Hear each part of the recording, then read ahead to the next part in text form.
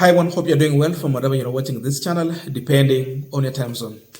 Now, the 11 committee members probing the case to do with the mythical impeachment have a key role to play on behalf of Kenya's farmers and the consumers at large. The issue of fake fertilizer was not a joke. This was not a comedy. It was truth. People got fake fertilizer. But the Ministry of Agriculture was at the center, because it is under this ministry we got subsidized fertilizer.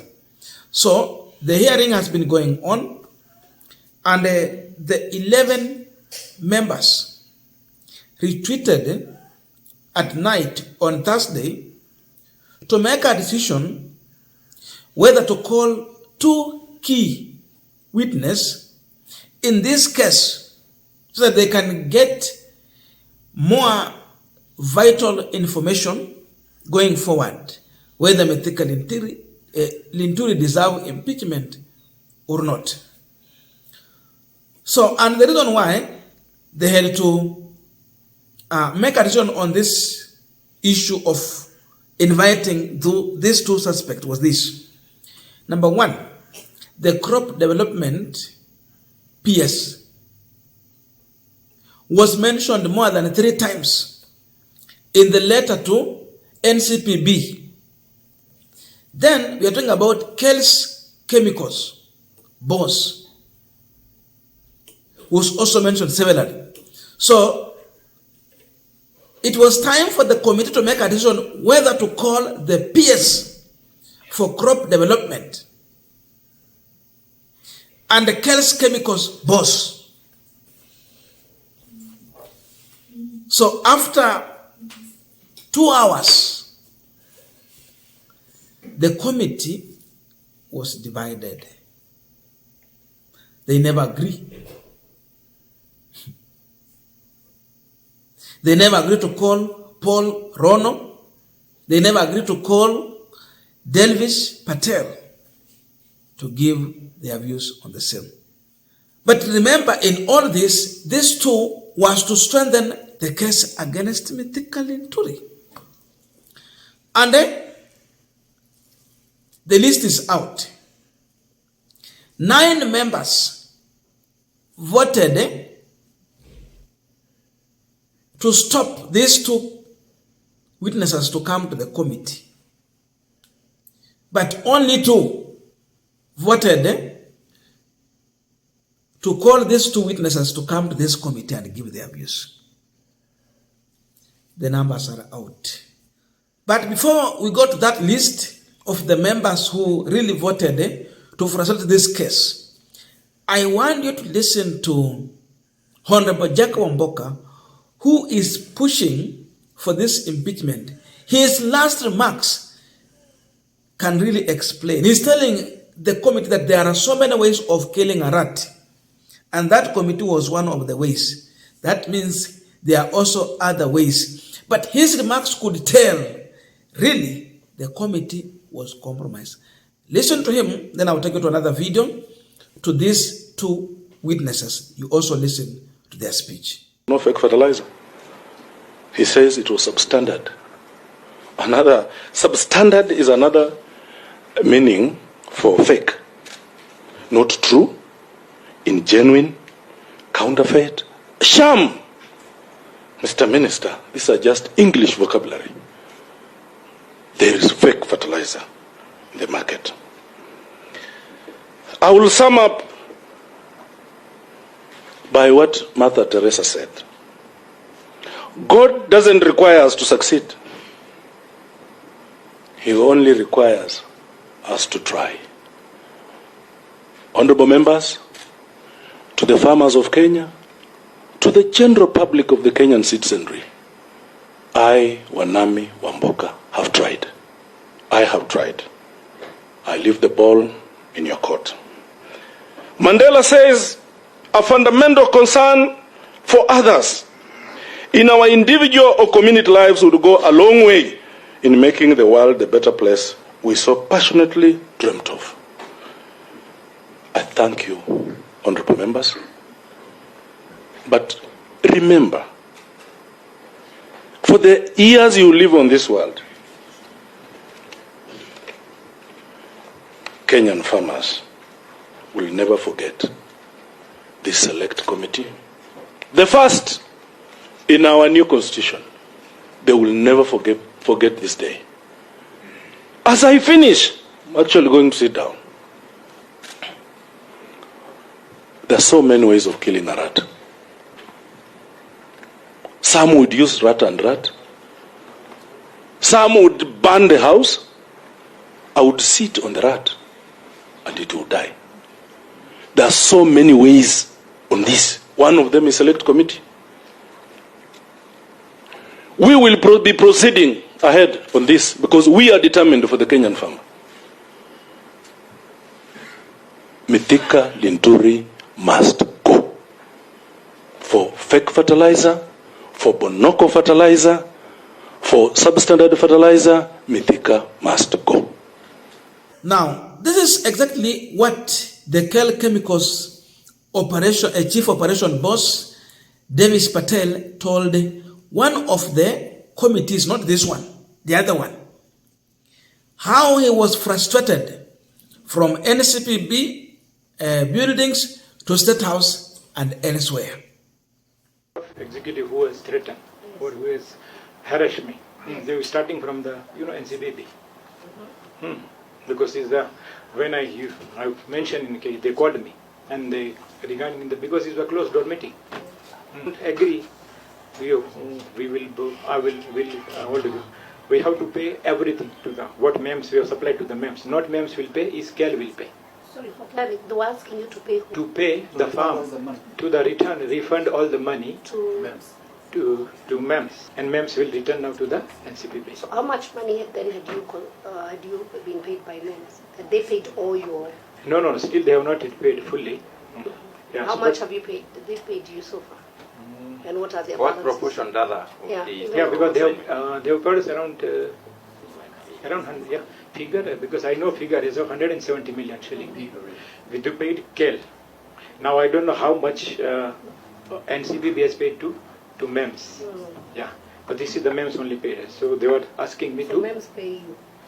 Because that is now part so of the main harasser is the MD? We started from there, yeah. From there now, you see, we have taken, I've been forced to write, they told me to write that batch, because they said already we have announced in the media, so you can't change. You know, that way he was telling me, we have already announced in the media. And because he was not, that way I was again, because I said, no, we have the proof, we have tested twice, we know our product very well. He said, no, we have to write the letter now. So that's why the letter we have written, put everything, and I gave him also the signature signed in front of me, inside the NCPB compound, not outside anywhere. We have signed the letter. And maybe if they have, they can check even. They are sitting outside the reception and signing. MEMS was receiving the letter in the NCPB, outside the MD's office. From there have been taken, there were no harassment, so we go to the... Now there is, from this, we see the in office now, office of the president, where the mainly is the CAPS, you know, the Esther Gari, she was telling me, no, you, what do you call, una, means in Kiswahili now, anasema, wachana, nane, ni hii mwindi yote anatangeza mali baya sana. Mimi nataka funga hii factory, nataka kila kitu tikufunge, I'm removing all your licenses and everything. I'm coming to close your factory. After that, Coach Guy said, let's stop this everything. He called the police and said, take this guy to the cell. Just a minute, clarify this letter. Where was this letter printed? Yes. Was it printed at the offices of NCPB, at the office of the president, or in your office? Where was it actually, physically printed? So you were called for a meeting at the NCPB. You were told, write a letter like this, go print it, come, sign it here, and give it to us. That's what happened. Yeah, so because I came, I went there, I printed, first I came, I told him this is ready. Now, we are talking about fake fertilizer, but the man in charge of crop development as PS Paul Rono, was preaching a different gospel to farmers, that fertilizer iko sawa, watu watumie, ni maneno machache tu ya watu wachache. This is the PS who was writing 3 letters to NCPB. He was supposed to appear and answer some of the question on those letters. 99% ya fertilizers yenye tulipata ni mzuri na wakora wote tumetoa. So ningependa kuwajulisha wakulima, tuende kwa shamba, tuendelee na kazi yetu. Usiingie kwa porocho yenye haina maana, kwa sababu tukiongea na wakulima wengi wanasema hiyo kitu hatukuona. Na tumesema kama mkulima, kuna mkulima alipata shida kwa hiyo fertilizer, tumesema iwe compensated free na another to pressing, kama ametumia, kama hajatumia anarudisha hiyo fertilizer, tunapatia ngine. Now the committee has voted to stop these individuals from appearing before the committee. If these two would have been allowed to appear, they were going to share very vital information to help in this investigation. But why do you stop such key witness in this case? People who are involved directly. PS for Crop Development was involved directly. Kel's Chemical as a company, it was also involved directly under some directives from somewhere. There are reasons why. And Senior Counsel AhmedNassir is also sharing his views on the same. I want us to look into all those, but just a quick request for those who are watching and you have not yet subscribed, please consider subscribing. To our returning subscribers, I must say thank you so much. And again to all our viewers, please give this video a thumbs up. Thank you so much, and back to this discussion. Now, this is what the list is here for the members of parliament in this committee who voted to protect those who have committed an economic crime. Consumers' rights have been taken for granted. The list is here. 9 members of committee voted against inviting the PS Rono. The 9 members are TJ Kajwang, mtu wa ODM na Kenya na Azimio, Ruaraka, George Muragara, Taraka, Jerry Maina, Kirinyaga, Yusuf Faram, Wajir West, Rachel Nyamai, Kitui West, Kasim Tandaza, Matuga, Malulu Injendi, Malava, Samuel Chepkonga, Aina Boik, and the chairperson Naomi Wako Marisabet. Yani paka chairperson anavote hawa wasikuje. Hata ni heri angekuwa tu abstained. There was a reason why the committee cannot have an even number, because at some point they will need to vote. So for you to achieve, lazima tukuwe na odd number always. Only Kadhiani MP Robert Buyu and Busia Woman Rep Catherine Omanya voted to have PS appear before the committee. Huyu Busia Woman Rep is among the team yenye ilikuwa launched ile ya kina Babu Owino to defend Kenyans. Then AhmedNassir is saying something here. He is telling us that this committee was bribed close to some good money. In Kenya, first of all, breaking news, 5 million times 11 acquittal for Honorable CS Mithika Linturi by the Parliament Select Committee. That is Kenya for you. F charade.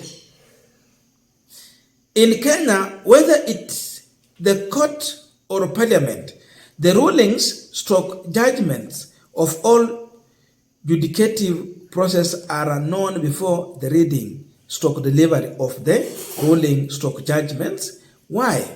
Because bribes are a part of our lives. Sad. 5 million times 11 is equals to Honorable Mithika Linturi's acquittal. Surely, how can you exclude the evidence of the two star witness and claim to be an impartial committee that seek the truth? Monkeys. That is him. He's talking about 5 million times 11. So every member committee was getting 5 million. Talking about 55 million to save Mithika Linturi, who cannot receive such kind of a salary. Mshahara yao ni karibu hapo milioni 1. Kwa hiyo ni mshahara wa miaka ngapi? Hata compare the whole time of William Ruto, he can't get this. But imagine this is the amount they're using to bribe. This tells you that if this case would have continued and PS for Agriculture and Crop Development, Paul Rono was called, much was going to be exposed. If Davis Patel was called, and this man was really pouring his heart out to say the truth, because to some extent he was intimidated, threatened. He was explaining how he was frog-marched by people from Statehouse. Much was going to come out. And that is what majority of us were waiting for. Saying that when you call this key witness, we now know the truth. So that even if they don't succeed to impeach him, at least Kenyans will know the truth. Today, Statehouse is hiding the truth. If this money, going by what Senior Counsel AhmedNassir is sharing is true, then Statehouse are the owner of all the scandal to do with the fertilizer. That is it. So, Yani, Honorable Jacob Mboka has tried. He has refused bribe, and now they are being forced to bribe the entire committee. 9 have become our Judas Iscariot. 2 have stood with the truth. I thought the entire Azimio they had 4. Then one was from Jubilee, and the 5 was from Kenya Kwanza. What has happened? Tulitarajia hata wale Waazimio wote wapige tu kura wakisimama na Honorable Wamboka, who is from Azimio. At least stand with the Kenyans. Wamekubali kununuliwa. Sad. This tells you that Mithika Linturi is going nowhere. Not unless if the parliament will have otherwise.